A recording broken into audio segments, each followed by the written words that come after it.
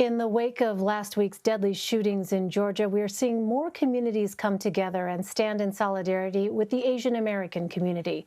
In New York City, thousands of people marched through the streets over the weekend to show their support for members of the AAPI community. Similar protests have been held in other cities across the nation. It has been a galvanizing moment, say activists, for Asian Americans, following a significant spike in anti-Asian racism and discrimination. In fact, last year, the FBI had warned of a potential surge in crimes against the community as a result of the coronavirus pandemic. For more on this, I am joined now by Cheng. She's a professor of English and American Studies at Princeton University. Professor Cheng, welcome. Thanks very much for being with us. Thank you. So I first want to touch on something that you wrote about in an op-ed last month for the New York Times. You said that Asian Americans are thought to be, quote unquote, white adjacent, but of course you said they can never belong to the club. You said they are persistently racialized, yet they often don't count in the American racial equation. What did you mean, Professor, by white adjacent, and what are some of the implications of that?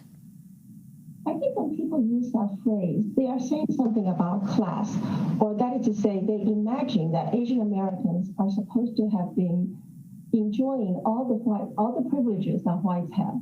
And I think that misconception comes out of the entire discourse around the idea of the model minority, which is a myth. Right?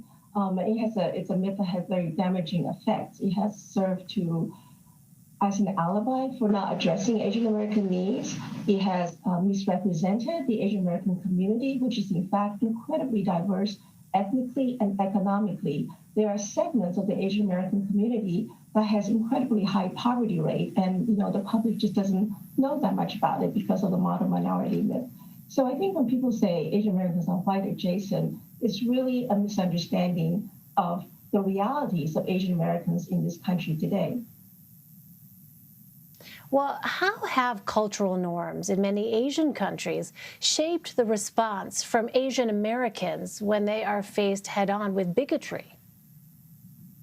I think, that question is a really good question, but it's also one that always makes me a little bit uncomfortable, and that is because it plays into a stereotype about Asian Americans as passive.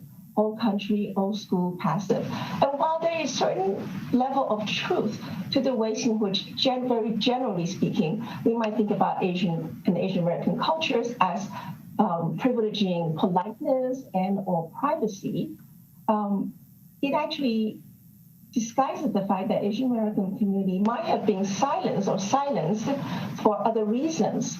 For example, the ways in which Asian Americans have made to feel that what they suffer at the hands of racism is not as important as other racial minorities, or the fact that sometimes when they speak up, they end up taking what they say end up being taken and used against other racial minorities. And so I think that Asian Americans tend to be, I should say, haven't spoken up as much, but that's not only because of cultural coercions, right? I think there's also other factors. And I also think that Asian Americans have spoken up more than we think. The community always rally around when traumatic things happen, like the case of Vincent Cheng in the 1980s, for example, when a young Chinese man was beaten to death by two disgruntled Detroit auto workers who thought he was Japanese when he was not. And then right after that, the community got together, and that's sort of the beginning of Asian American activism. So I think Asian Americans have been more active than people think, but not enough. So on that activism note, talk to us a little bit about this generational divide that appears to be sort of emerging here, and how Asian Americans have dealt with this wave of anti-Asian discrimination. Is there a difference between how millennials and Generation Z have responded to these events compared to previous generations? Yeah, so I think there's some differences that I really admire, right? So I think the younger generation, because they are so at ease with social media, they speak up. People have been writing things online and or from mainstream media. So I think they are speaking up for themselves. They're speaking up for our community. And that's really fantastic. But at the same time, I also want to say, ever since what happened in Atlanta, I have been getting emails and messages from my students, from former students, from strange women I don't know, young women who have said to me that that they grew up to racial sexual harassment all their life as a young Asian American woman. And they have never said anything about it. And the truth is, as a young woman, I didn't say anything either. And it's partially because we thought it would sound like too minor a thing to complain.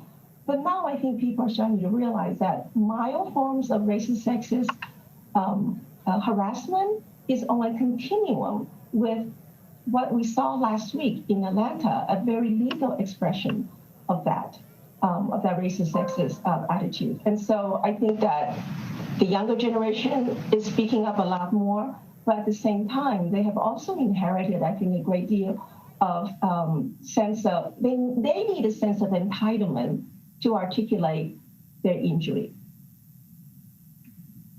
So the organization StopAPIHate was formed last year in response to a spike of discrimination resulting from the coronavirus pandemic. And since then, it's allowed people to report a range of incidents, including hate crimes. And recent data shows it logged nearly 4,000 incidents between March of 2020 and February 2021. I wonder, Professor, when you see something like this, the creation of a place now that serves as a central repository for Asian Americans and Pacific Islanders to document these incidents, what does that signal to you about the direction now of this kind of movement here in a collective way by Asian Americans? I am so proud of that organization and what they're doing. And I want to sort of make the note that they don't only document these incidents, but they are also offering social service and help to people. So it's actually a very comprehensive organization. And the fact that they're doing this work of documenting and creating an archive and a record is pretty amazing because, in fact, for many, many years, there oftentimes, whether it's about college admission or some other whatever institutional practices, Asian Americans often don't count. There's very little data about them. So that this, what AAPI is doing is incredibly important. It also provides the data for further research. I mean, in fact, there's actually so little data, even now, about all these incidents, about their circumstances, about the perpetrators, about the victims. And so even as those numbers are coming in, I really hope scholars, researchers will start to do some serious analysis and serious research into the situation, this escalating situation. Professor Ann Cheng, Professor, thank you so much. Of course, thank you.